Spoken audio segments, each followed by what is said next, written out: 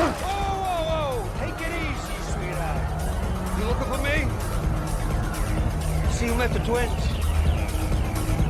Boy, hear everything they say, ain't you? I guess we both are. How you doing? I'm Oz. Hi, this is Michael Uslan. You're listening to Batman on Film.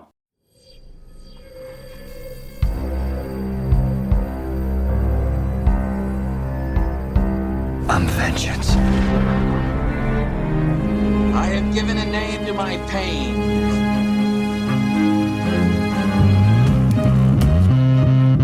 The Batman. Always waiting for some Batman to save you. It's simple. We kill the Bat of Gotham. I'm Batman.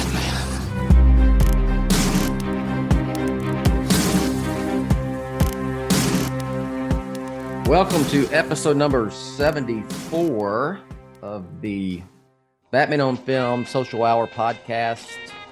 I am the founder of Batman on Film, Bill Jet Ramey. And with me is a BOF contributor, a longtime BOF reader and contributor. And I am going to let him, because it's his first time, Javi, this is the first time you've been on the Social Hour, right? This is my first social hour. Okay. Yeah. You have been on the podcast several times. Have With you done Garrett. a satellite show? Not yet. Okay. Chomping We're working at the on bit. that. I know we're working on that. We're going to do one on Elvis's movies. But introduce yourself for being on the first time on this here show. Well, my name is Javi Trujillo. And like Bill said, I have been with reading Batman on Film since pretty much the beginning, back when it was Jet D's Batman I was going to page. ask you what's your Batman on Film story, but you go back to those days. Yeah, okay. I go back to All those days, just trying to find anything about them, about, what was going to come next. And, Yeah. back when it was, and now at this point, I'm confused if it was Batman Triumphant or Batman Unchained, because now they're both just kind of blended in my memory. I think we called it Batman Triumphant for years and years and years. And then the screenwriter, Mark Protasevich, I hope I did not butcher his name. Like I'm right. He came out like a few years ago and talked about it and said it was actually titled Batman Unchained. So I still think of it as Batman Triumphant because it was called that for so long, But yeah, I've been reading that. You were my main source to go to. Everything else was more hearsay, and like there always seemed to be a kernel of truth to what you were reporting about. So maybe I didn't always necessarily like the news, but it was never wrong. So and here we are. I think the first thing I did was covering an event for South by Southwest for just a Batman anniversary, for the 80th anniversary, and went from there to writing reviews with Red Hood and the Outlaws, and then just 100 million ancillary titles, it feels like, between the animated series books and Batman, Catwoman, and the Batman's Grave and Robin. So it's just been What's a your ride. favorite monthly right now, Batman monthly? What do you enjoy reading the most? I know Batman has got a new creative team, so Yeah, I haven't gotten I bought it. It's sitting over there. I haven't had a chance to read it yet. Okay. I wanted to wait to get it in my hands to read it instead of reading it digitally. I really like Batman Catwoman that just ended. I mean, it took it a while, and there were a lot of gaps towards the end, so it wasn't consistent. But I enjoyed that quite a bit, and I'm enjoying Detective too. It's nothing, groundbreaking. It's not like Batman Year One every month, but it's just good, solid Batman story. Yeah. And compared to what we've had, I was getting a little burned out, like Lauer was, with just all the ancillary characters that have been, coming in through Batman just haven't really sat well with me. Batman lost me, and I've been reading that for God, I don't know how long. There at the end of this last run, but there was, I guess, Tinian's run has really wore me out. And then it seems like I've only read this first issue with the new creative team, so it seems to be a little change in direction, more traditional Batman. But what's your most favorite, either maxi series, mini series, monthly, overall story you've read in the last half decade? Anyone that just, when I say that, does it jump out to you which one you really liked? I mean, personally, in the last half decade or decade? About a half decade. Half decade, probably. It's got to be White Knight. It's just so fresh, and and I love the voice that Murphy has, and the fact that he's writing and drawing it, like it's pure him, and it's his ideas, and he takes inspiration from all these other decades and eras of Batman and makes this brand new thing out of it, and something we haven't quite seen before. Like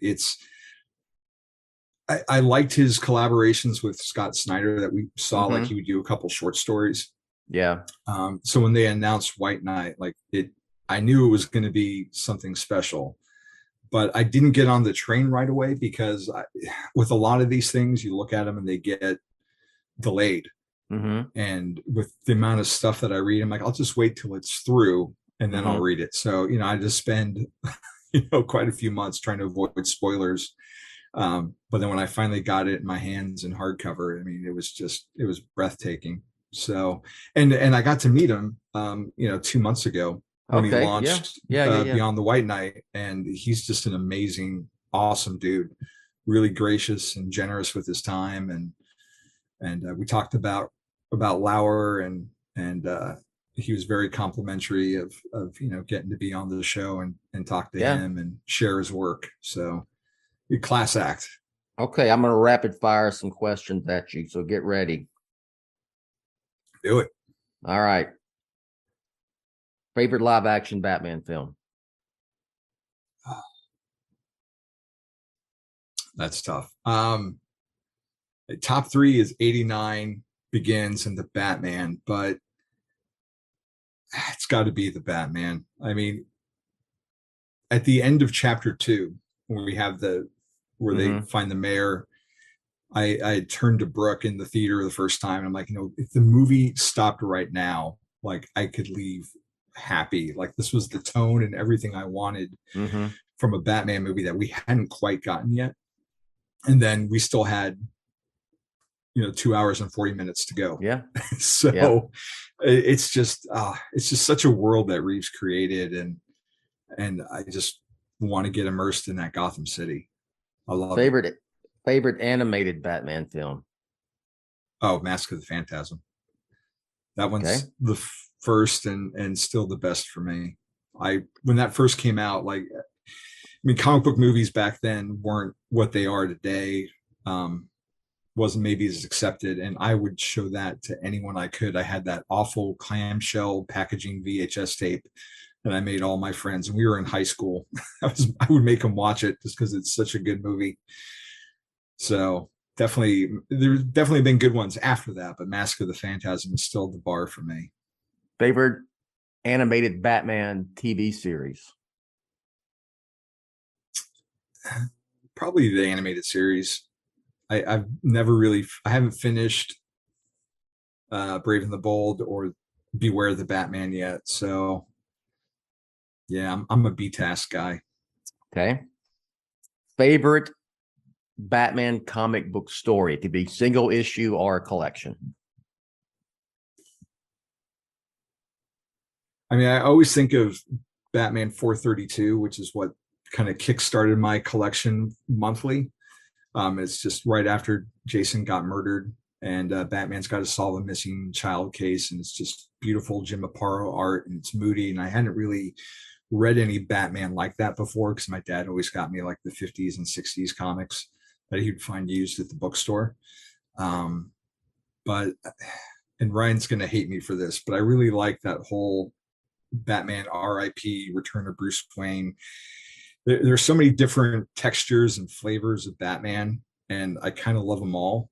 And so, be it something downright serious like Year One, or something a little more fantastical like what Morrison did, but that one really hit me at the right time in my life, and I needed something. I needed to see someone who was resolute and unbending, and sticking with his convictions. So, I would say RIP is probably one of my favorite big story arcs.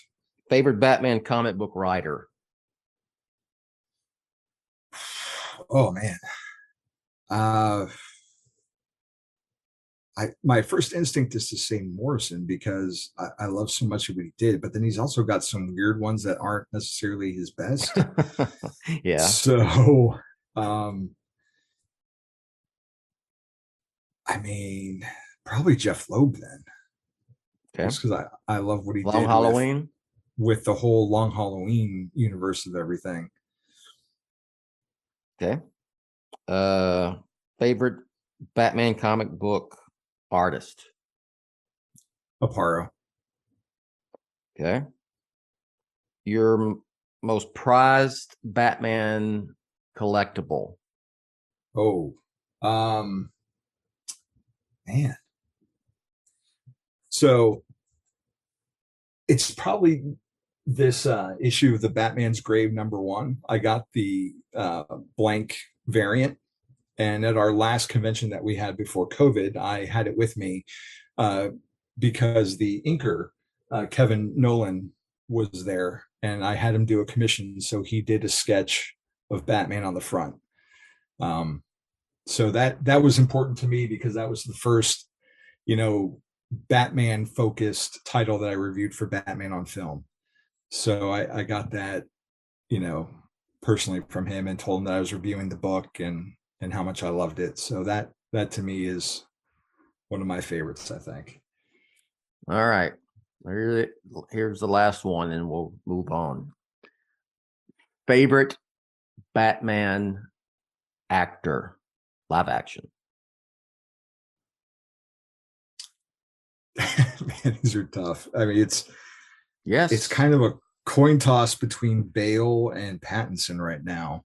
I mean, as much as I love Keaton, because he's kind of like I call him my birthday Batman, because that movie came out on my birthday when I was 12. But you know what? I'm gonna go with Bale right now, because Pattinson's still growing. Like, we haven't seen all the sides of his Batman, versus with Bale, we've seen like his private Bruce, his public Bruce, and his Batman. We've seen the whole picture. So I'm giving Bale the edge just for that. But give me another movie or two, and Pattinson's probably gonna supplant him. Yes. If this movie is anything to judge by. RP has his Batman, his Bruce Wayne, not fully formed yet. So both. So it's going to be looking forward. We're all going to look forward to seeing where they go with that.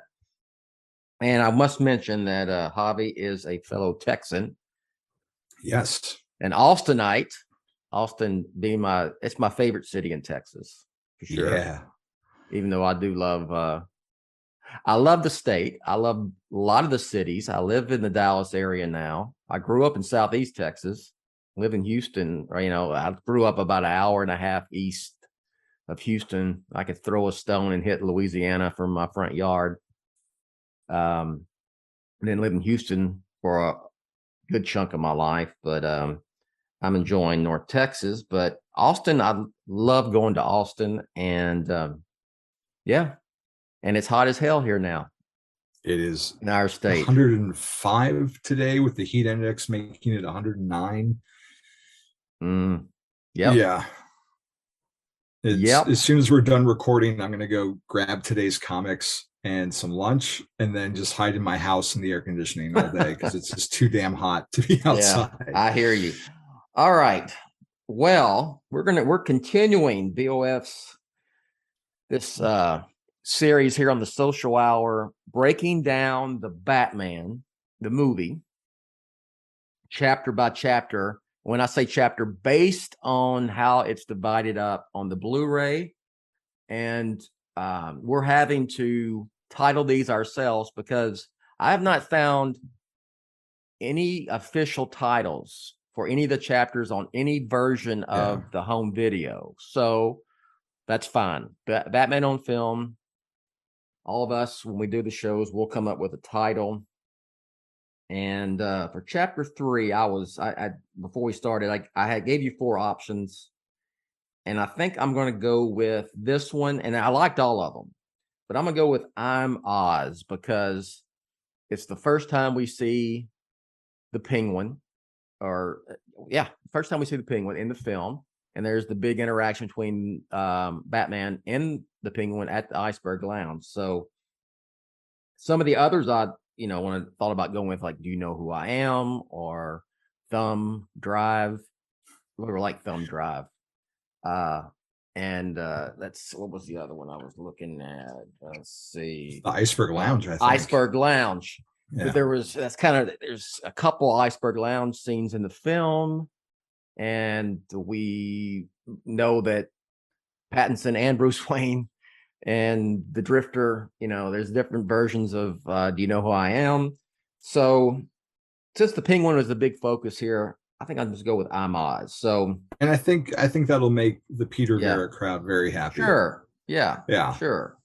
Absolutely. So let's jump into it. And I got to say, watching these by chapter, and then, they're about 10 minutes or so, roughly a piece, and looking at them by chapter and being able to watch 2 or 3 times because they're relatively short in terms of the movie. Really, I gotta say I found myself picking up some detail that I haven't seen in I've probably seen this movie 20, 30 times already. It's just when you focus on one scene, one chapter, this is such a layered film and a lot of little details, I'm sure you're the same as me. With the second time you saw it, you picked up. I loved it the first time; it blew me away. And then the second time, I'm like, my God, there's things I missed, and I still loved the movie the first time I saw it. Right? Yeah, that was the experience. Even the 4th time I saw it in the theater, where sure, you just as you start to piece everything together, you see all the subtle layers that Reeves and company put in the movie, and some of those even in this scene. So this one picks up right after chapter 2, which was Happy Effin' Halloween was the title of that one, where Bruce goes back to the Batcave as Drifter, and he immediately goes right into analyzing the video that he took with those cool contact lenses. And then Alfred comes in and confronts him, and then tells him that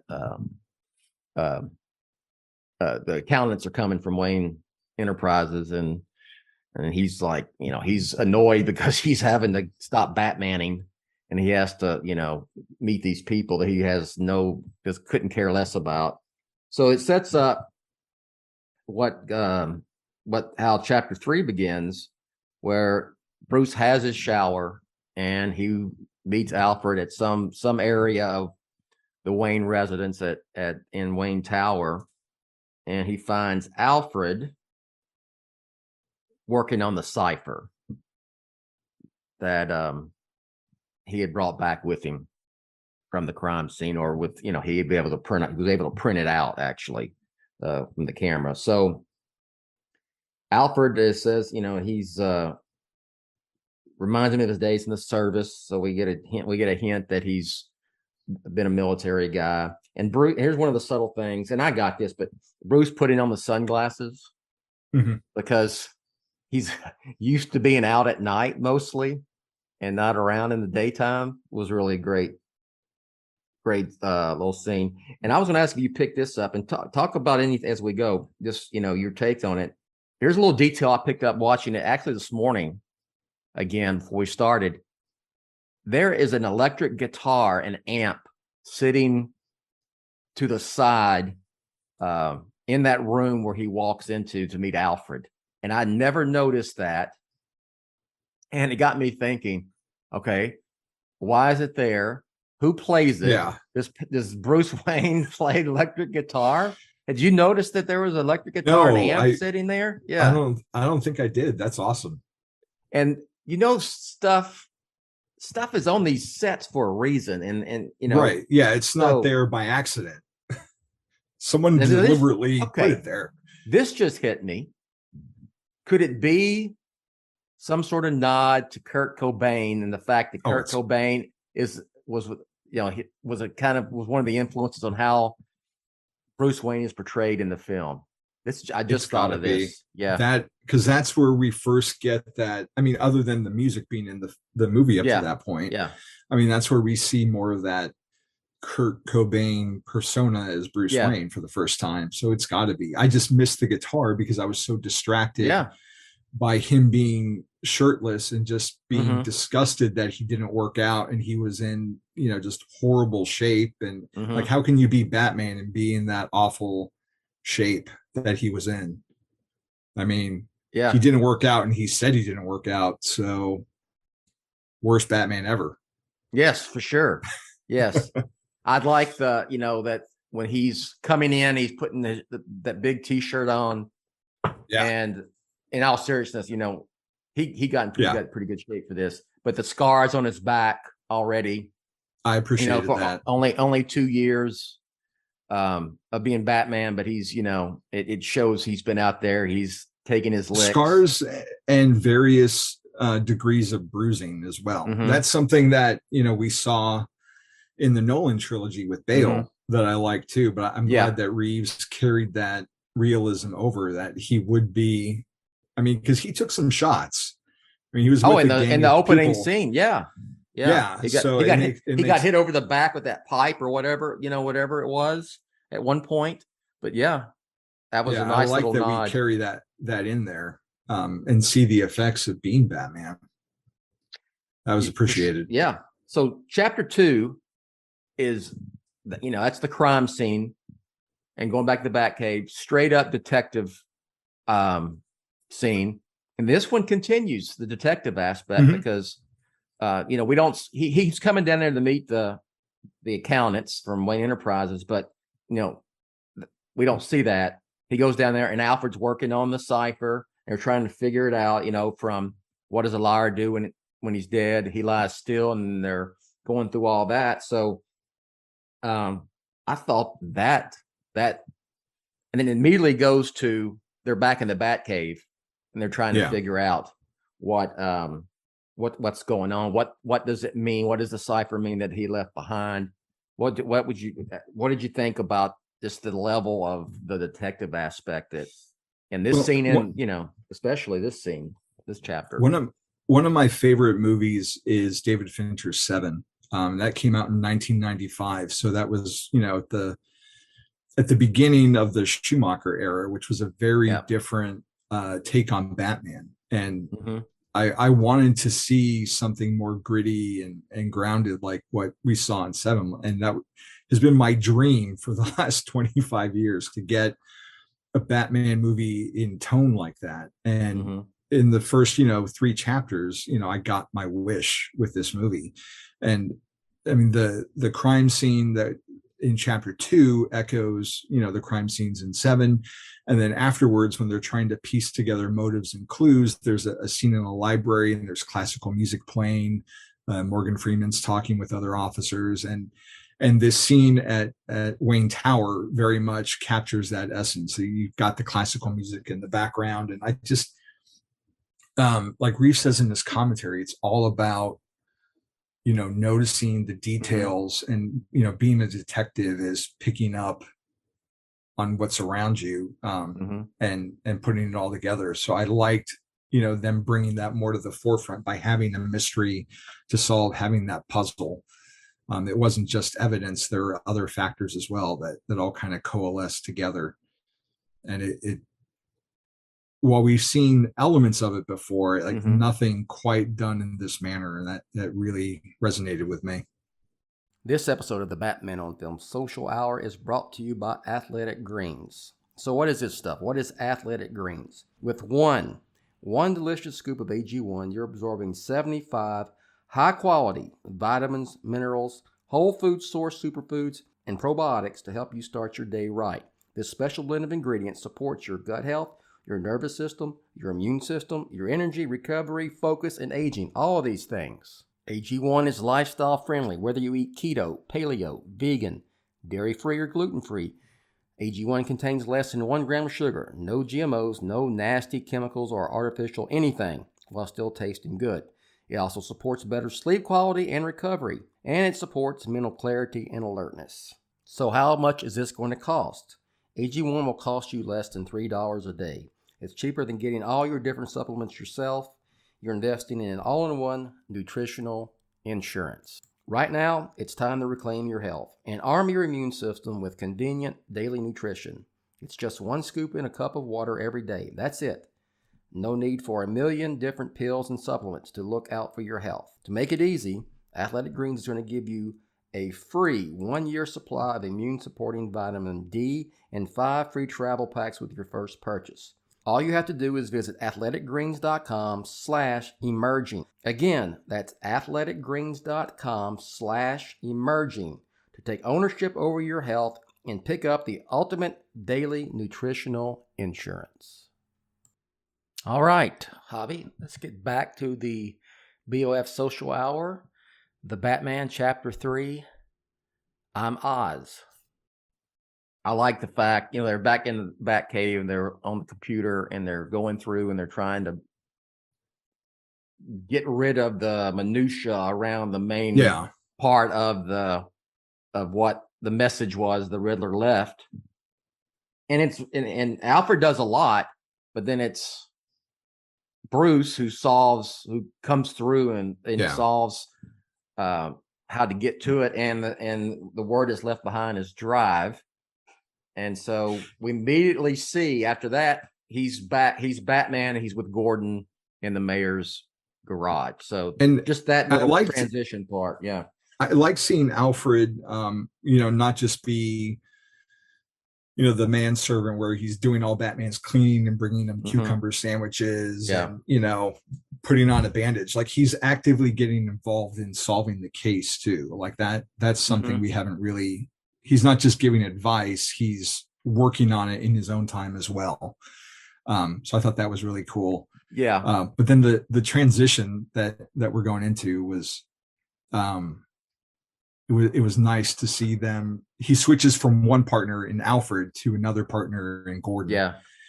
And yeah, exactly. And I like that. It's nice to have that support system. Him and Alfred in this is different than the previous chapter where Bruce is just, it's everything is Batman. He doesn't care about anything else. He's very cold. He's distant from everyone, including Alfred.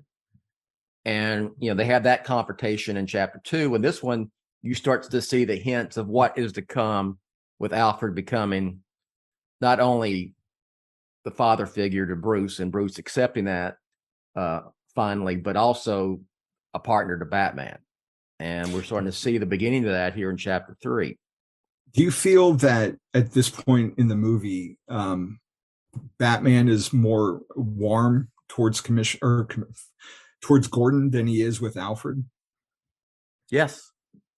Yeah. I've never thought of it until you brought it up, but I would say yes. That's my initial thought. I'm sure he views Gordon at this. I mean, they're truly they're partners in the film, Batman and Gordon. Yeah. I like the fact that even though it's a young Batman, we don't have to go through Batman meeting Gordon again. They've already met. We know they have a history. And he even says, they talk about at the beginning of that scene is that, Batman says, "You don't trust me?" And he goes, man, I don't even know who you are, but clearly, Yeah. you know, they trust each other. It's been 2 years. I don't even know who you are. But they do. Batman is the only one, or Gordon is the only one that Batman trusts. And he even says it later on in the film that Batman is the only one that Gordon trusts as well, you know? Yeah. So that's, you know, it's right there. They're doing detective stuff. And you don't really know. I don't know if when I saw Drive, I guess that's a double meaning. Okay, drive, right? Now when I think about it, drive a car because they're in the garage, right? And then there's also the thumb drive aspect of it as well. Or am I reading too much into it? No, it's exactly. I think that's exactly what the Riddler was going for. Mm-hmm. The double entendre of it. Like it means two things. Mm-hmm. The thumb drive is pertaining to driving the car. Like it's all just tied together so brilliantly. Like it's definitely a Riddler worthy puzzle to piece it all together. And I like that there's not the immediacy of like the Adam West show where they say the riddle once, and then, you know, Robin takes 2 seconds and then gets it, and they automatically make this leap that, oh, well, it means it's at the Gotham Museum, and this, like, there's not the randomness to it. Like, it takes them some time to figure it out, and it's not a certainty. It's more trial and error. Like I think it might mean this, so then they go pursue that avenue, and then it happens to be right. But there's just not the certainty there of like, oh, I know what this means. And he's not, you know, we're not seeing the master detective. He's still figuring it out too. He's really smart, but there's a fallibility to the character also. Yes. And that, I think that's part of the purpose was, again, and, you know, there'd be like people say, well, Batman didn't win, and he didn't solve anything. I'm like, did you watch his film? And he's not being a detective is more than, you know, being Sherlock Holmes-esque and just immediately solving things and getting the clues. You know, it's putting things together, and we see that. And he's not the perfect master, the world's greatest detective yet. So I like that this where Batman and Bruce Wayne is in this film. So we see, and I thought it was great, the car is identified by the fact that the instrument that the Riddler used to cut off the thumb of the mayor is like a big pair of surgical scissors, is stuck into the tire of the car that he wants them to investigate. You know, so there's, you know, the thumb drive part comes in, and Gordon asks Batman, what are we looking for? And he says a USB port or USB. And, you know, the whole thing, you know, thumb drive, and the mayor, I mean, it's all related. It's pretty genius writing. No? Yeah, no, totally. And it's, you know, it's something that, you know, it kind of harkens back to the 60s series with the play on words, but the way they deliver it, the tone that they give it, gives it more of a gravitas. It's a little more, it's funny, but it's like a serious funny. They could totally go another way and make it really campy, but they don't play it that way. And you know, I don't know if you know this, I'm a huge James Bond fan. Oh yes.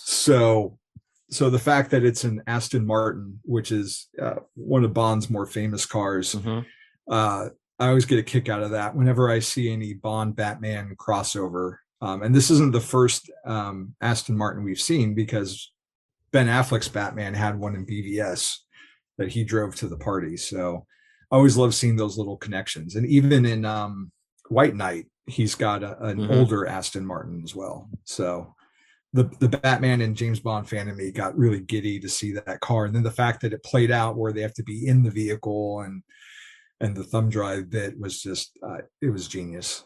It's, you know, the fact that the fact that it's not just a thumb drive.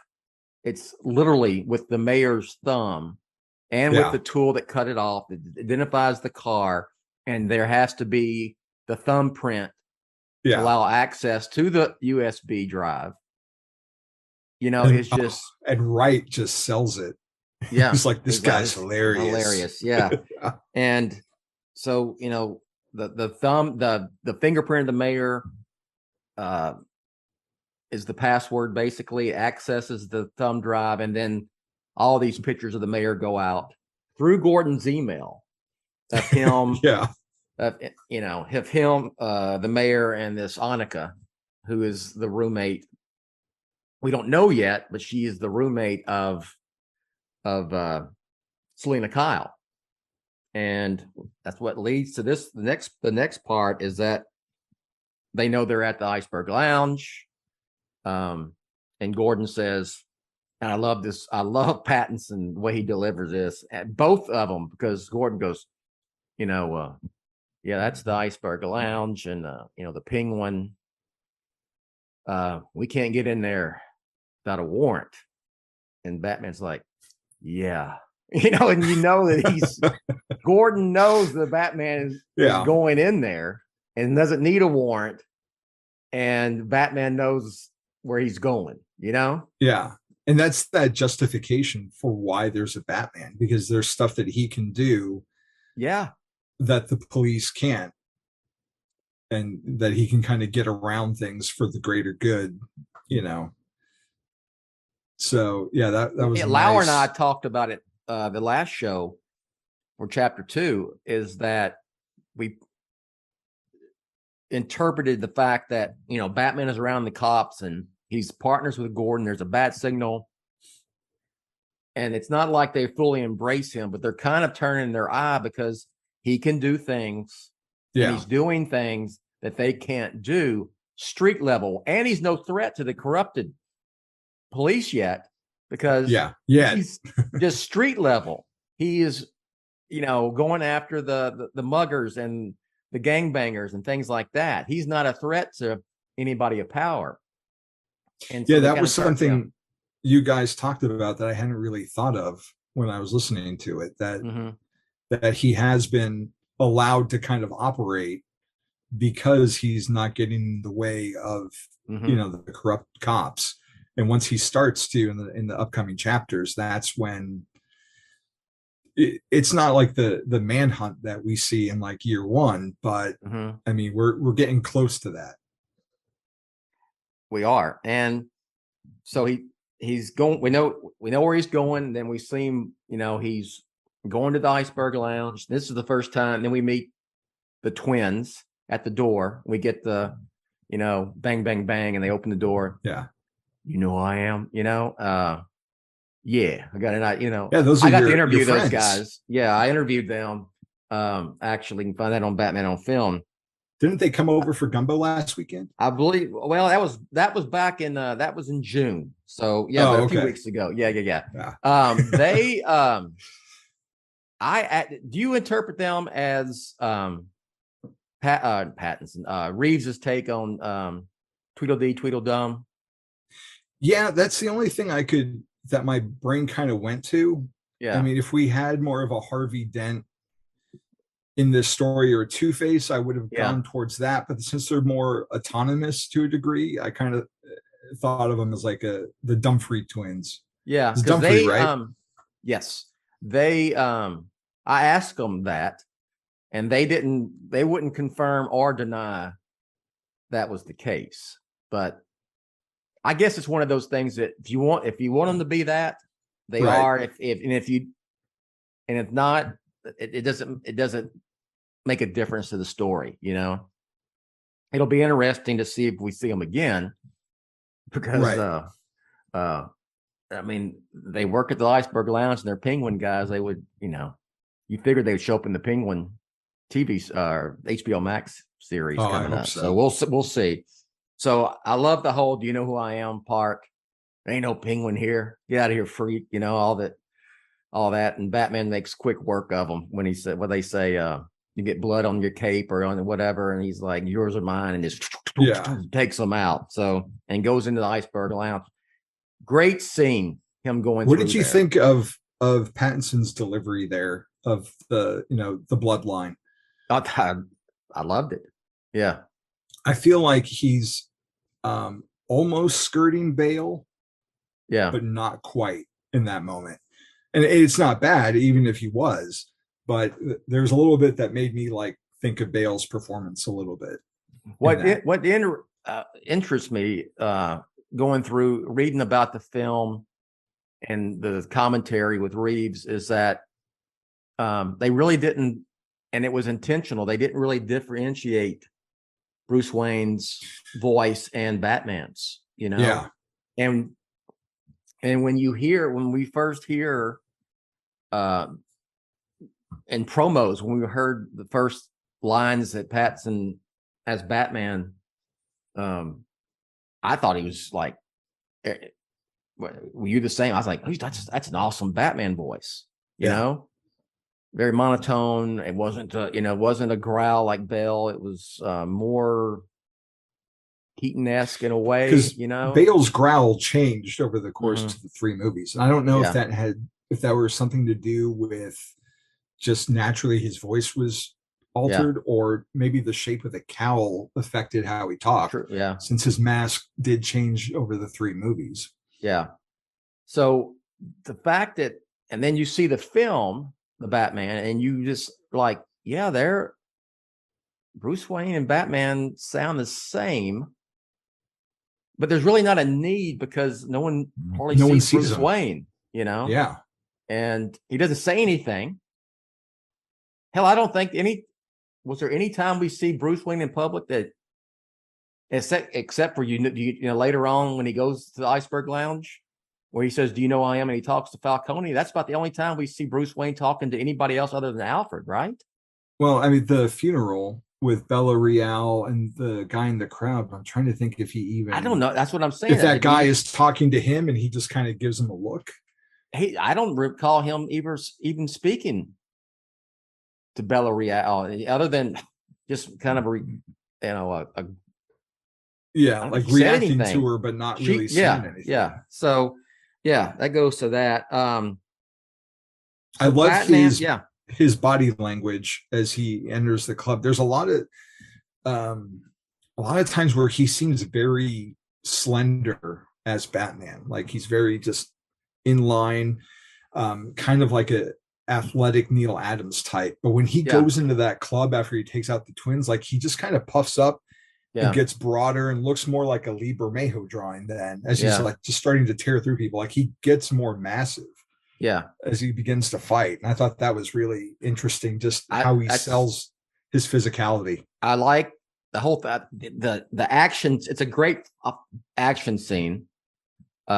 You see the whole thing, and Batman again takes a couple shots there.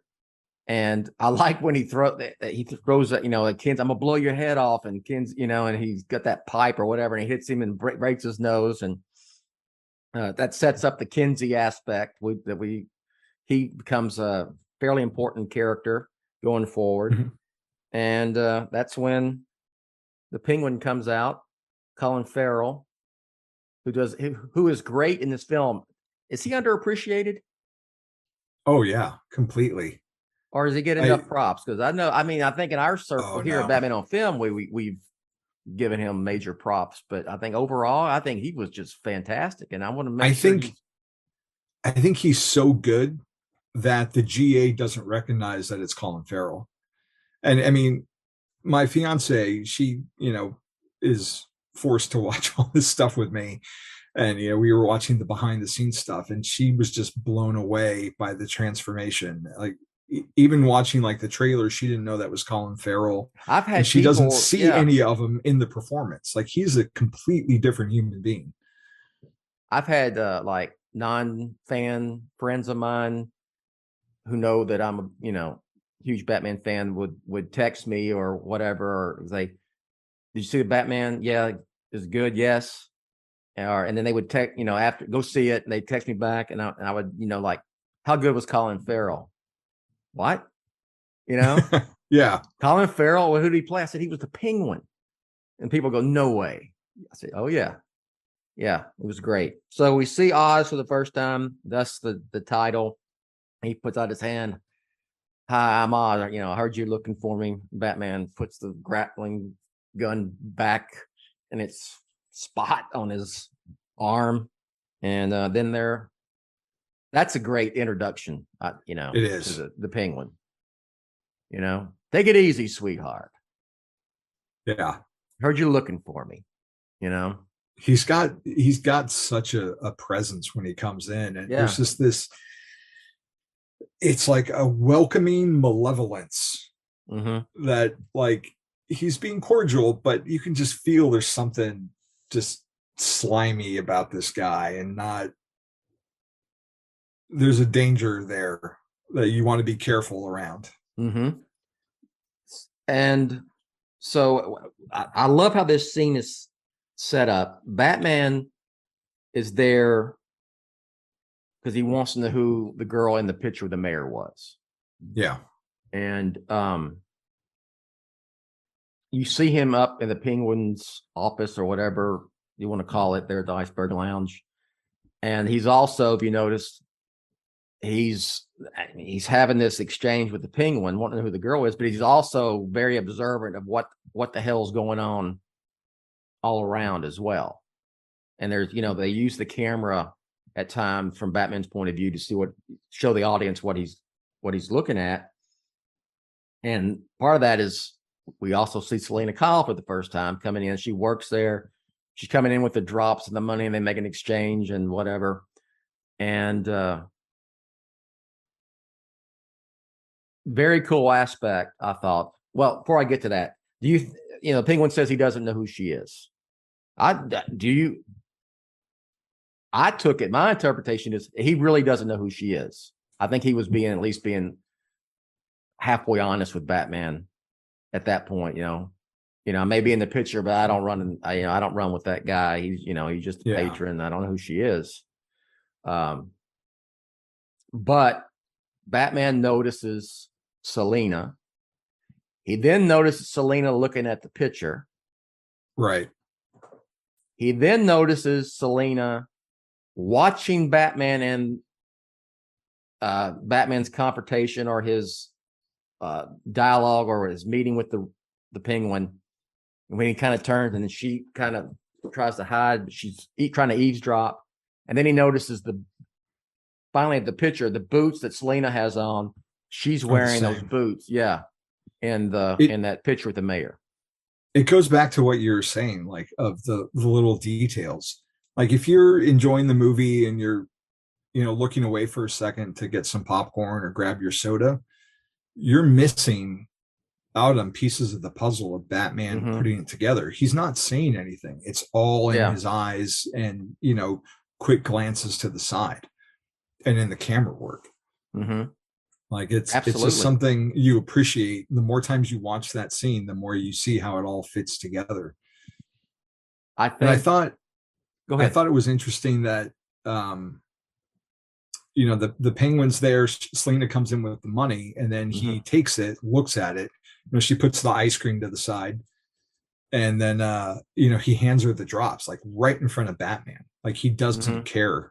And, Batman notices it, but he doesn't do anything about it, which I thought was interesting. Like, there's just so much crime in Gotham. He doesn't necessarily go after every little thing. Yes. I mean, he's there for a specific reason, and it's not a drug bust. It's not why he's there. He's focused on finding out who this girl is, what her connection is with the mayor, and why, it goes back to why is the mayor being killed? What's the whole thing. And so it took me, maybe it's such a subtle scene. It probably, now that I've seen it so many times, I look back and go, okay, I got it all. But it took a couple viewings, and you're right. The detail, the camera work from Batman's point of view, the boots, seeing the boots in the picture, seeing Selena, and then he realizes, okay, this this girl knows something. She's way too interested in what's going on. And then the boots is the connection. Okay, they're wearing the same boots, which is going to end up setting up the next scene, the next chapter, pretty much. And that's kind of where it leaves us. And it's just another great detective scene in the Batman, you know? Yeah. And just the subtlety. I keep going back to it, but it's pretty, that detail of writing this has got to be just really fast. It fascinates me when you coming up with this story and then how many layers they drop in there, Reeves and the other guys who worked on the screenplay, you know? And it was interesting to me, too, to kind of like juxtapose it to other versions of Batman that we've seen on film. If you compare like Adam West, who's going around in the costume during the day and it's bright and it's sunny and people welcome him at the bar with an orange juice. Yeah. But you know, here he's, you know, in a really crowded club. There's that great shot of the Penguin's office where you see behind him, like off to the side, there's still a huge party going on, just hundreds of people in there. And just there's a guy in a bat suit walking around beating up people, and then, you know, now hanging out in the office. It's weird to see one thing on the page, but then see it, you know, in a more realistic setting with, I don't know, it hit me differently than it has seen other iterations of the character, even like in The Dark Knight where Bale goes to that club to get Maroni. Like this just felt different and more lived in, I guess. Like maybe everyone's a little more accepting of seeing him just kind of coming around. Like no one's it's like, almost oh, like I would say that also they're all probably, you know, it's almost like a rave. They're probably high as hell on these drops, and it's not even phasing them, batting an eye, no pun intended, that Batman is there. I'd say the two main, God, it's just so much. And I think about the big thing I'm going to say, it's maybe the most important thing is the Batman Penguin confrontation, or first time we see them together. But then there's the whole little detail with Selina that we introduced to her and her connection with the boots. And then we jump back to the great scene where it begins, you know, with Alfred, they're figuring out, and then the, you know, thumb drive and with Gordon in the garage. So there's a lot in that 10 minutes, you know, there's a lot of cool stuff. And you don't think about it. It moves so quickly too. But it's so, you know, layered and sprinkled throughout the whole scene, or the scenes, that it's just so rich. It is. I guess we can mention it. I know it's not part of it didn't make it to the film, but one of the cut scenes that we see on the Blu-ray and the extras is there was actually a Penguin Catwoman, a Penguin Selina scene that was that Reeves has a commentary about. I know you saw that, right? Yeah. So, and I see why they cut that just for the flow and time purposes, you know. But it was interesting to see. It looks like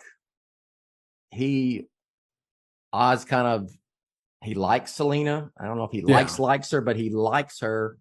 There's some favoritism there. Yeah, and he's, you know,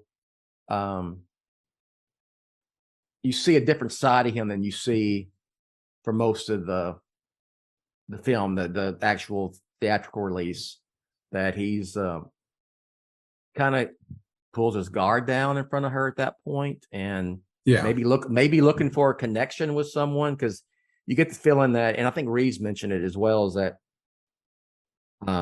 and it's part of his makeup that he's always been looked down upon for probably a variety of reasons, maybe his upbringing, you know, his appearance, and so he's got this chip on his shoulder, and he has his, you know, he has a connection towards Selina, but she's very businesslike. Is that a word to use even with him in that scene? So Anything you want to mention about it, even though it's not in the final cut of the film?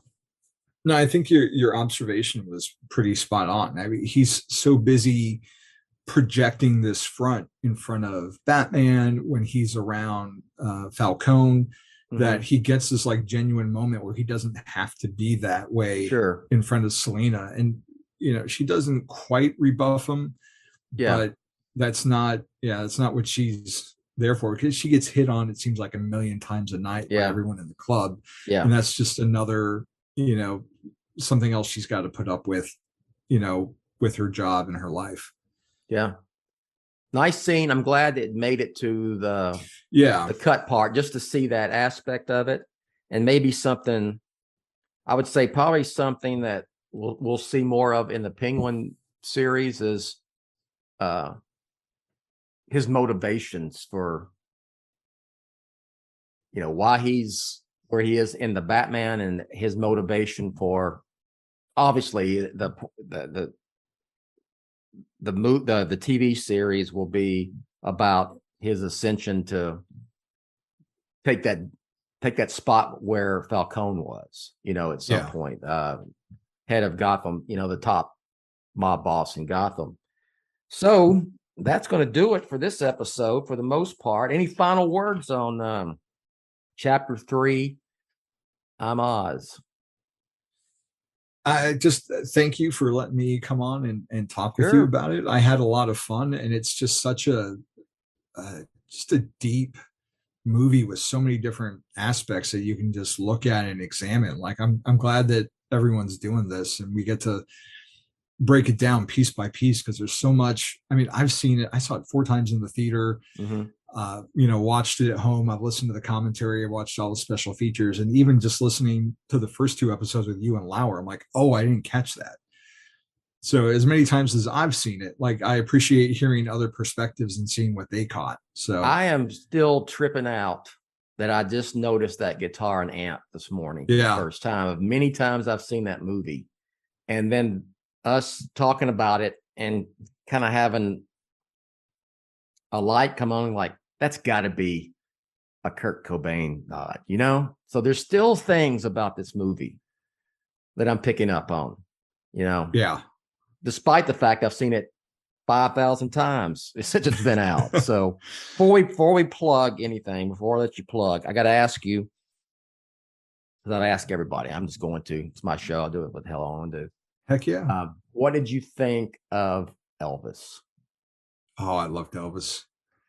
It was such a good time. And I knew going in, you know, Baz Luhrmann style, where he kind of overwhelms you at first to get you into this world, and then things kind of even out a little bit in the end. But I thought it was just a great consolidation of the rich tapestry that was Elvis's life. And there were certain aspects I would have liked to have seen more of, but at the same time, it was already a 2.5 hour movie, and it wasn't really all that important to the overall narrative of his life. But it was such a ride, and just electrifying to see not only Austin Butler's performance, but how they weave in the actual Elvis at times. And it was exciting and exhilarating and heartbreaking. And I knew going in, just, you know, the tragedy that's Elvis's life. I mean, it's a tragedy. The story, it's a tragedy. I mean, it is. Yeah. I mean, let's just be honest. I'm with you. I mean, the fan in me would have liked to have seen more of the 50s stuff, the Sun Records stuff. Yeah. But the overall story, I'm glad that Elvis got, not only did he get the big screen biopic that I've wanted for decades, but they did it, Baz did it in a way that isn't your typical biographical film, where it's very linear, and they follow the chronology. You know, they're true to the chronology of the story, I guess I'm trying to say, because we knew this, you know, this one jumps a bit back and forth. Yeah. And it's very stylistic. I liked, and this is the nerd in me, the comic book, the Batman fan. I liked the comic book vibe that he gave. And not only the fact that he acknowledged, which is true, that Elvis was he's like an OG fanboy comic book kid who he read comics. Captain Marvel Jr. was his favorite comic book character. And you see him reading, Captain Marvel Jr. comic book in the movie. Even having the lightning bolt. Yeah. That's where the TCB comes in. People didn't know that. But just the comic book aesthetic at times with the splash page looking graphics and so forth. It was just, I thought it was great. I always ask, Lauer's not a huge fan. I know you're a fan. I know you've told me before, you asked me what my favorite era is, and I've said it's probably the Sun Record stuff. And you've mentioned probably, am I right, that you really like the 68 comeback special era of Elvis? That was done fantastically. That was like probably my favorite part of the film. That whole segment, which is very accurate of how they just ignored the Colonel completely. Yeah. Part of me wishes like they ended the movie there just to go out on that high note, because I knew what was coming next. Yeah. I mean, it's in some ways it's kind of a somber ending, at least for me. But I mean, I still I love the movie, the whole thing going. Is there one part that moved you more than any other part of the film? Because there are a few in there, but is there one aspect, one thing you can say hits you the hardest? It's a toss up between the 68 special, singing "If I Can Dream." Okay. Which is just one of my favorite performances. Like I know that performance, and watching him do it, like he nailed all the mannerisms and the way he swings his arm at the end. Like that. I mean, I was tearing up just seeing that come to life again. But just the end too. The final performance where it cuts between the real Elvis and Butler. I was not expecting them to cut to the real Elvis. That got me really hard. Yeah. I remember the first time I saw that, I had one Christmas back in the 90s, there's a VHS tapes, like the greatest performances, like a volume 1 and volume 2. And I'd never seen that performance before, but that ended, I think, volume 2. And it's a very different looking Elvis, because a lot of that tape was like performances from the 50s, like the Ed Sullivan show and everything. So to see him so young and then go to like the end of his life and how he'd kind of fallen apart a little bit, like it was really jarring for me as a high schooler to see that.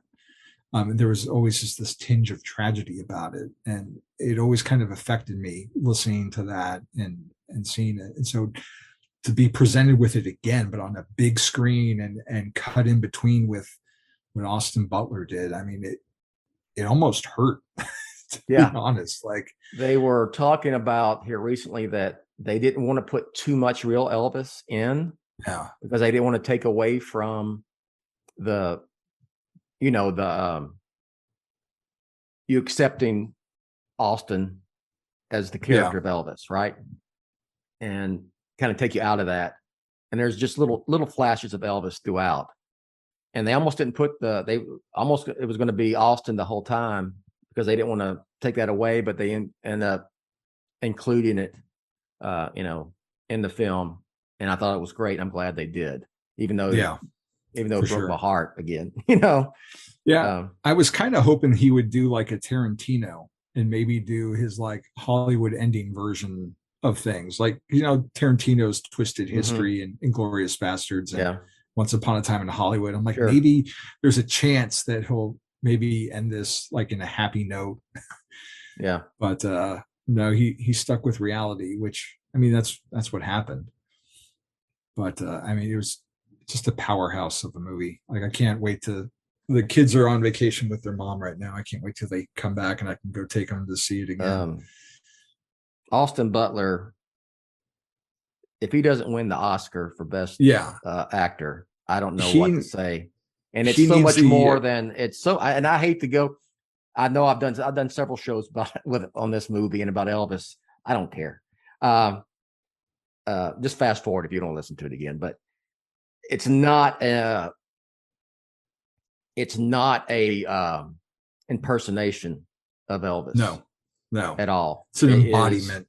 yeah, he just channeled the spirit, channeled the vibe completely, and just I mean, watching the movie, to me, I lost the fact that it was Austin Butler and it just was Elvis in the film. And I went back and looked clips of the Kurt Russell movie from '79 Mhm. and that 2005 CBS miniseries with Yeah. Jonathan Rhys Meyers. Yeah. I mean, they're awful compared to this. I mean, compared to this film and Austin Butler's portrayal, they're awful.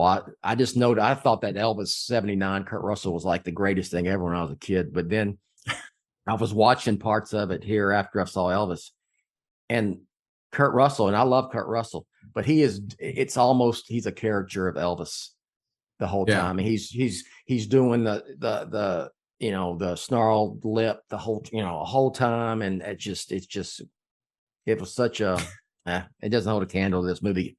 So I had to get your take on Elvis, man. Yeah, I liked how they did throw in that little clip of it happened at the World's Fair. Yeah, in the movie sequence, so at least you got a little Kurt Russell absolutely. nod in some way. Absolutely, But, absolutely. Yeah. All right. If go ahead. he doesn't get an Oscar and Farrell doesn't get a supporting actor Oscar, I mean, what's the point of the Oscars then? Because those are just two dynamite performances. Sure. Yeah, a little bit of the Batman, and it's been a good fan year for me, man. It's been a good fan year for sure. 2022. All right, plug whatever you like, Javi.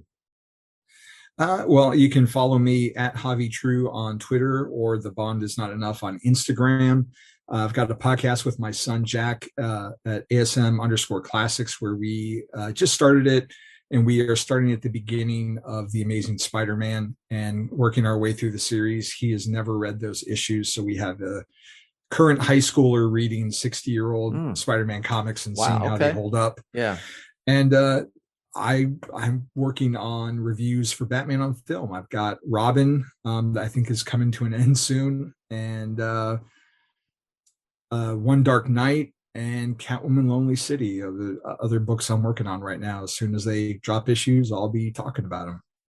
All right. So you got to come back on and do a few more chapters of the Batman. Yes, I would love to. Yeah, definitely. We got, let's see, this is 3. There are 8. We got 15 more left. All right, let's do it. Lauer said there's 18 total. So we got 15 left. And we're going to do them all. We're going to get all of everybody, all of BOF, Team BOF guys are going to participate at some point. So, yes, please come back on, do another chapter or 2 or 3 with us. I would love to. That was just to go off tangent really quick as we're wrapping up. Like, that was just such this whole movie and it culminating that weekend of the watch party was such a special occasion. Did you have a good time? Did you have a good time at the watch party? Yeah. I had the best time. Not only just having like great gumbo to start off the weekend with, but just the fellowship of hanging out with everybody, especially after the pandemic where we were all in lockdown and talking over the computer, to actually be face to face and have drinks together and hang out. I'm going to remember that for a long time. And we were all there, Yeah. So yeah. I hope it happens again. I'm glad I took pictures and video, and we got that video that I made to look back on it, kind of to memorialize it. And I can't believe it's been like 4 months, man.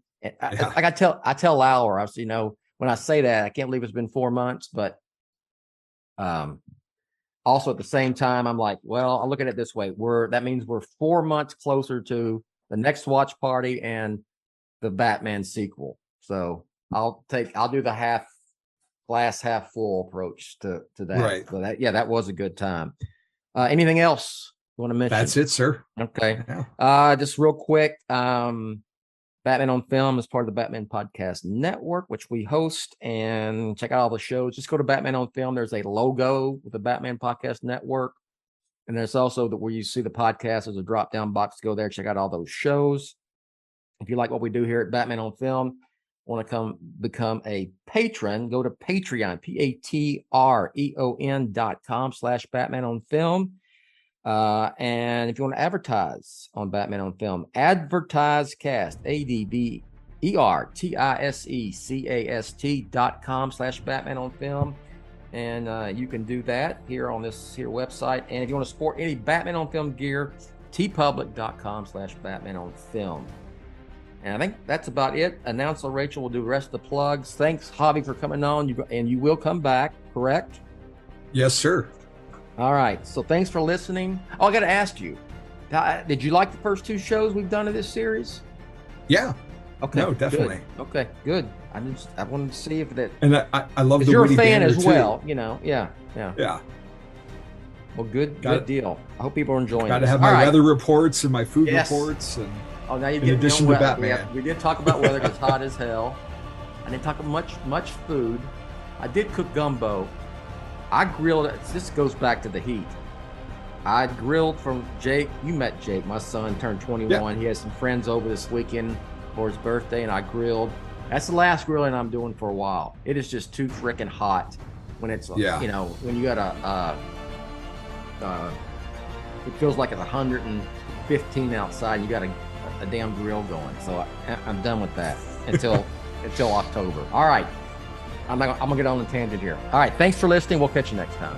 Thanks for listening to the BOF Social Hour, Jet's official vlog and podcast on Batman on Film. Follow Jet on Twitter @Batman on Film. Follow the BOF newsfeed on Twitter @The Batman on Film. For Jet and everyone at BOF, I'm announcer Rachel. Authoritative, definitive, the original, Batman on Film, established in 1998.